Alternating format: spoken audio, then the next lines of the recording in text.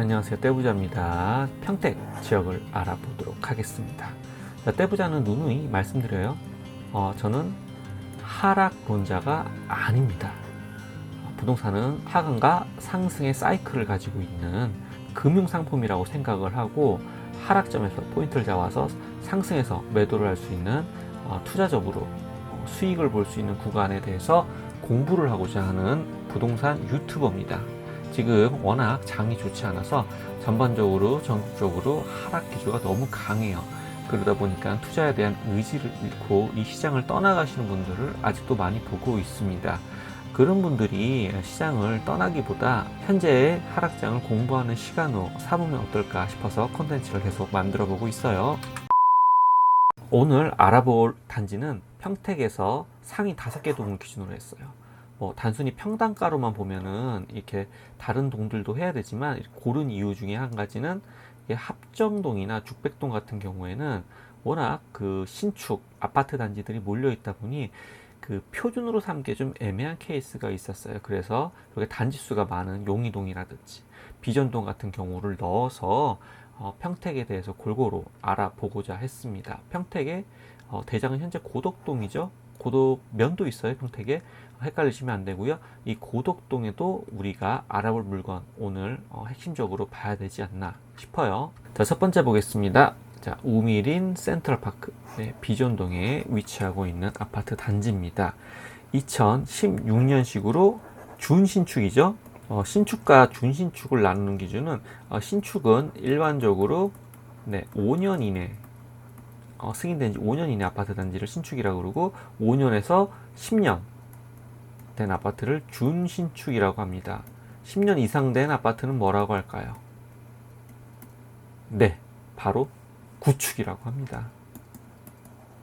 큰 의미는 없지만 혹시 몰라서 말씀드려보고요. 우미린 센트럴파크 같은 경우에는 정거점 5억 6천까지 가격이 올랐는데 최근에 3억 6,800까지 거래되는 모습을 보여주고 있습니다.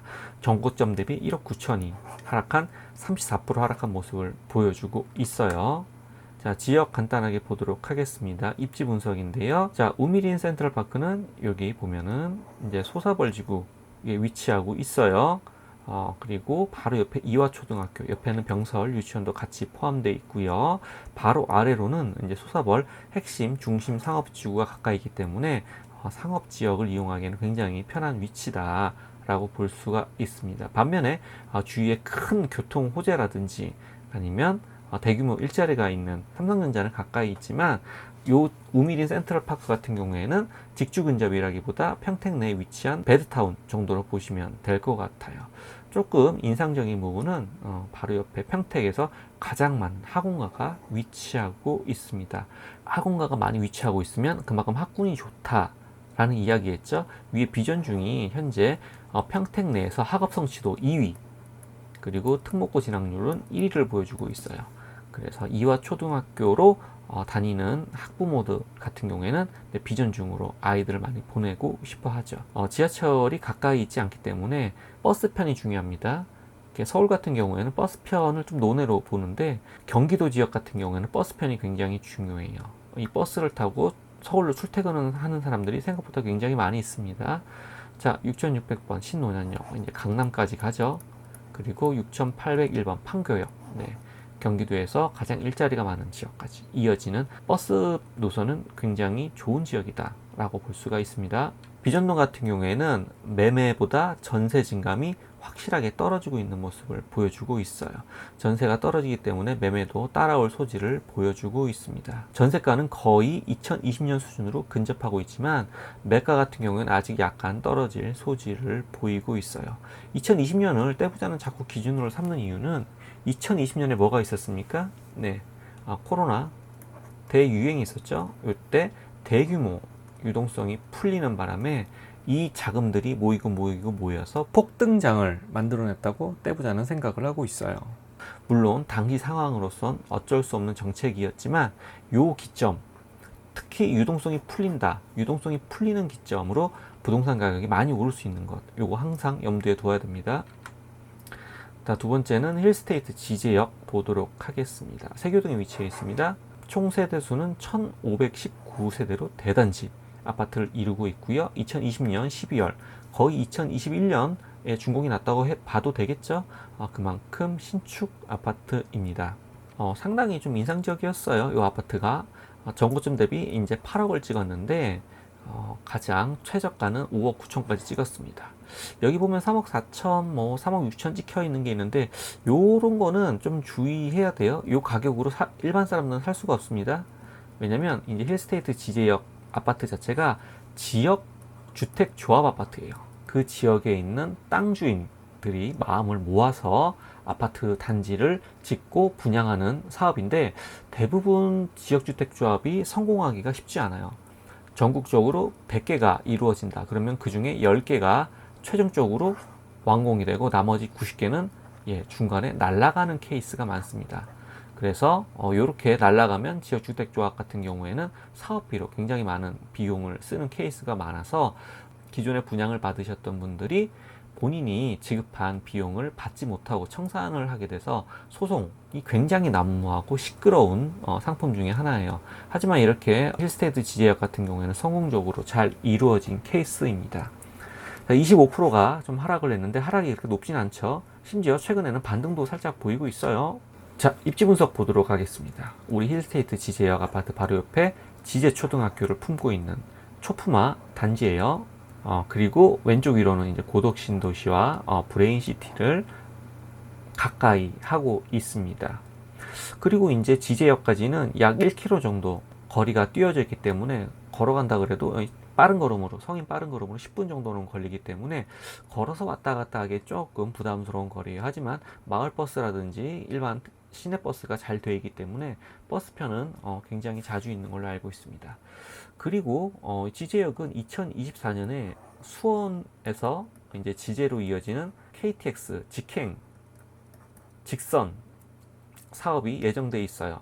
이게 완공이 되면 지제역에도 KTX를 타고 지방으로 내려가는데 굉장히 유리한 요건이 됩니다. KTX가 파괴력이 굉장히 크죠.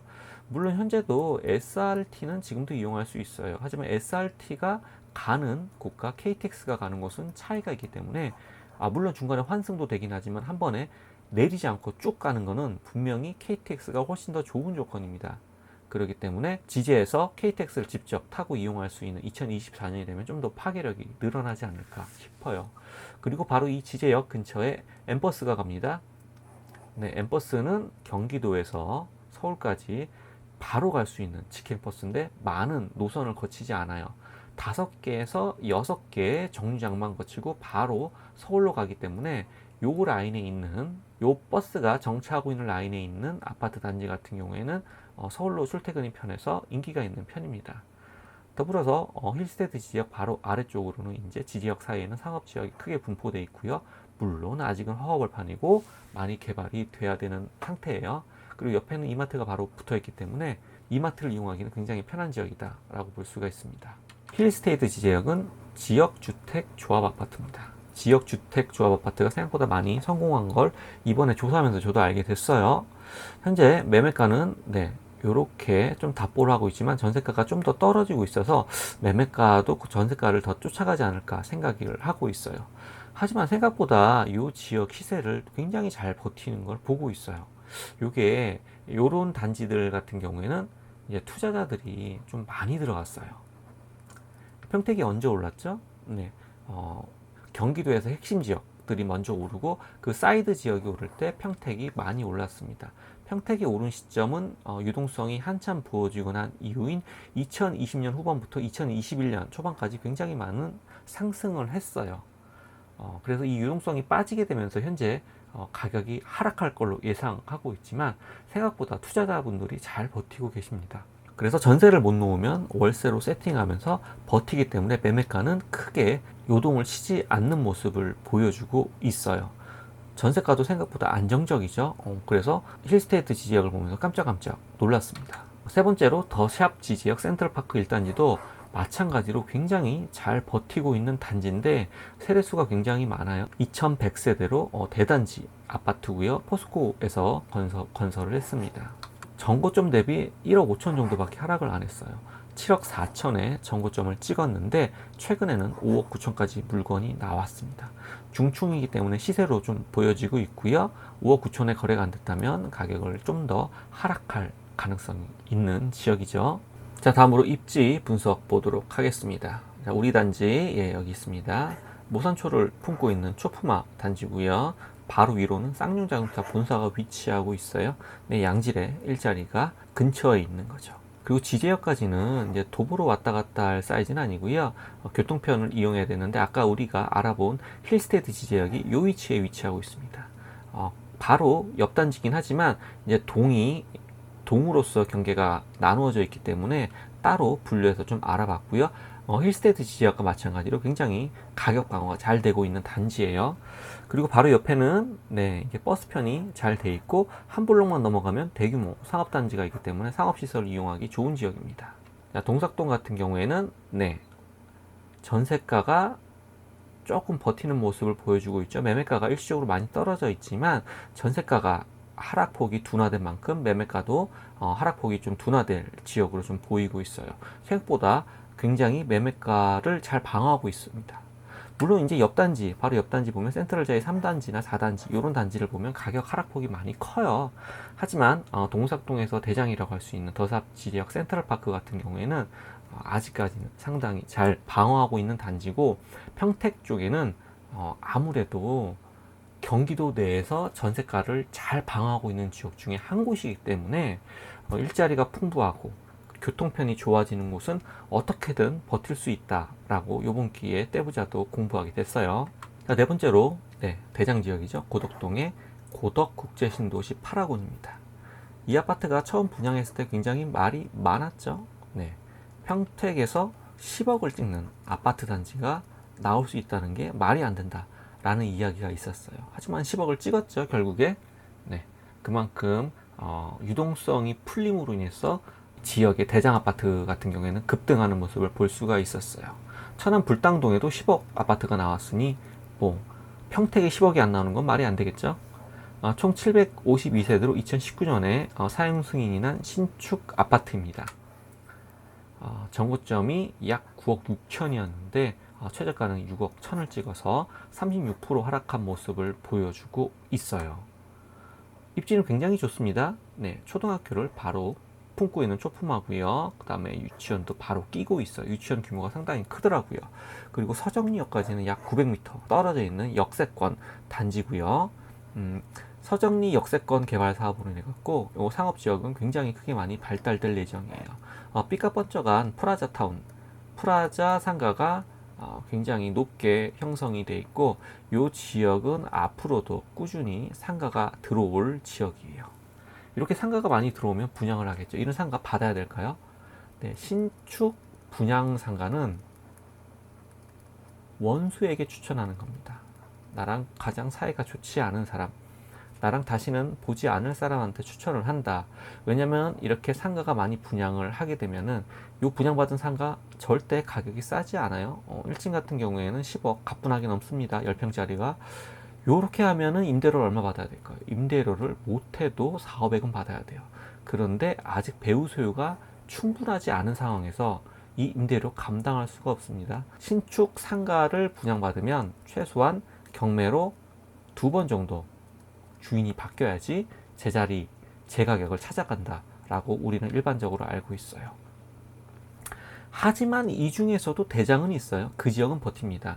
예를 들면 바로 넘어왔을 때, 여기서 바로 넘어왔을 때 입지하고 있는 상가, 혹은 아파트 단지를 바로 마주보고 있어서 아파트 수요도 이용할 수 있고 여기서 오는 사람들 수요도 이용할 수 있는 상가, 이런 동선이 나오는 데는 버티는데 그 이외의 지역 같은 경우에는 굉장히 힘든 상권이 될 수도 있다라고 떼보자는 생각을 하고 있어요.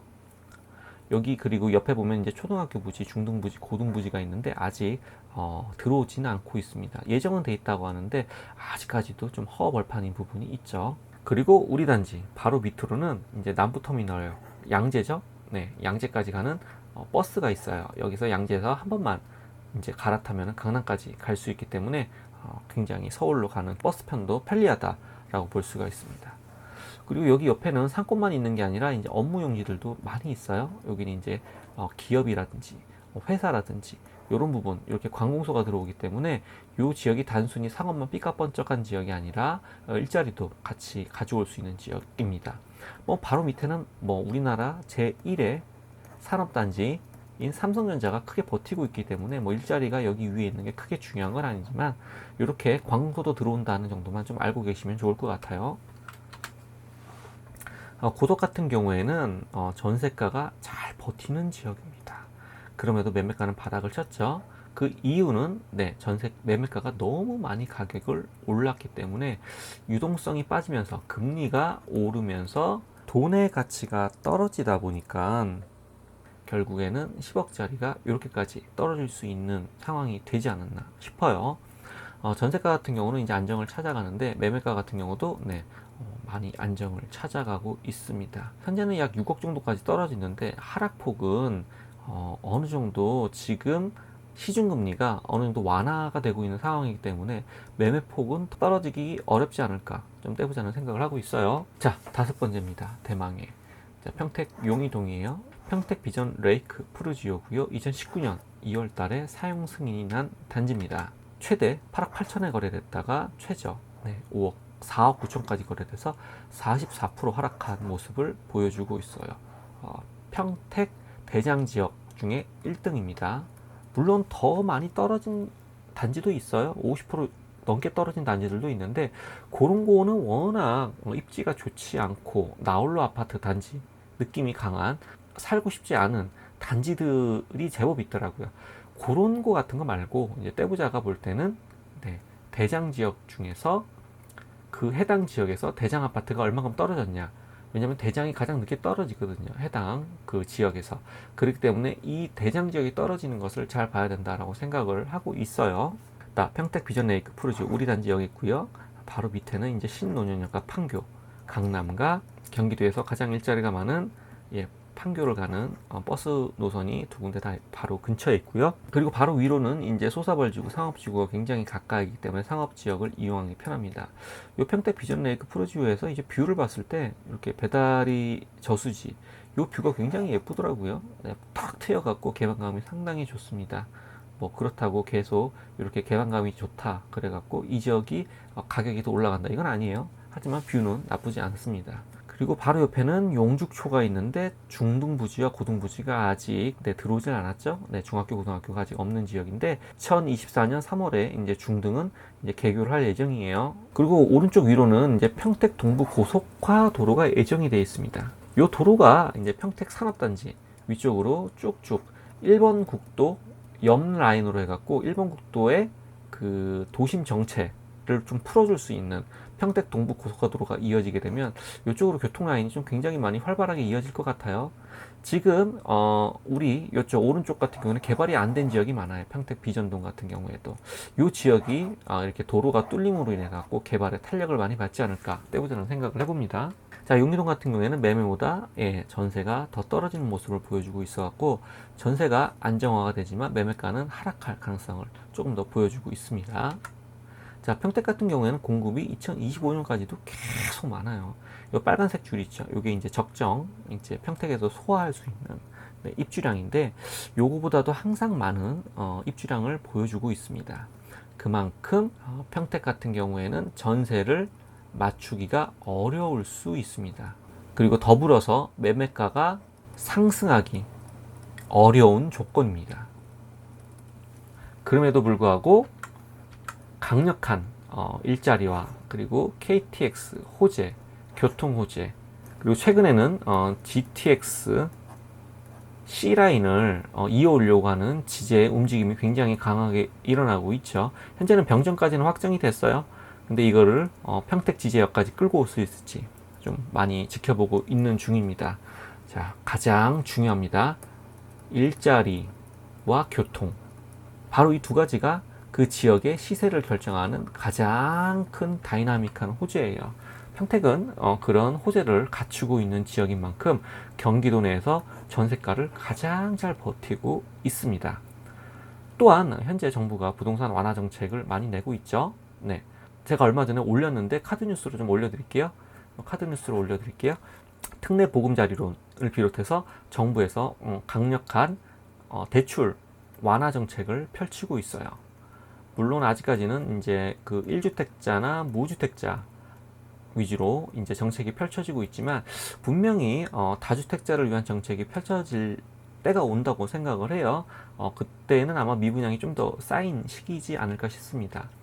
그리고 더불어서 현재 정책만으로 하락장을 막기는 불가능합니다. 시장을 이기는 정책은 없다고 하죠. 현재 미국은 너무 높은 취업률로 인해서 금리 인하가 상당히 어려워요. 기준금리는 그대로 아직까지도 고점을 찍고 있고 시중금리는 미국도 변동을 일으키고 있습니다. 하지만 미국에서는 취업률이 좋기 때문에 금리가 올라간다고 하더라도 버틸 여력이 있어요. 회사를 다니면서 버티는 거죠, 어떻게든. 하지만 이제 국내 사정은 좀 다릅니다. 우리나라 같은 경우는 미국 금리를 쫓아가다가는 왜냐하면 변동금리로 대출을 받은 상품들이 너무 많아요. 심지어 일반 매매뿐만 아니라 전세 시장도 마찬가지예요.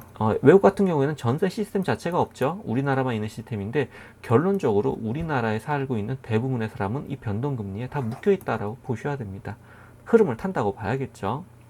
그리고 현재는 아까 말씀드린 것처럼 대출이 완화되는 조건이 많이 보이면서 1주택자나 무주택자가 움직이기 좋은 장입니다.